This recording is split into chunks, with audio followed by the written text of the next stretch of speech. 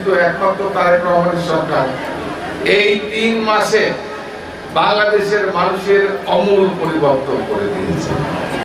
যে তারেক রহমান হচ্ছে বাংলাদেশের একটা ব্যতিক্রমধর্মী নেতা। আপনারা অনেকেই অনেক কিছু মনে করেছিলেন।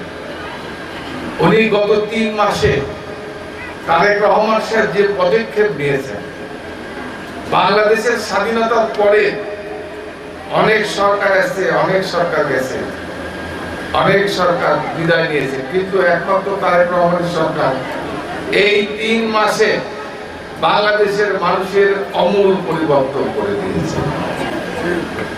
এবং এই যে আপনারা হিন্দু সম্প্রদায় বলেন, ইতিমধ্যে কি কেউ চিন্তা করেছে এই যে মন্দিরের যারা পুরোহিত, এই পুরোহিত হচ্ছে আপনাদের হিন্দু সম্প্রদায়ের নেতা, আর আপনাদের পুরোহিত ঠাকুররা হচ্ছে আপনাদের মন্দিরের নেতা।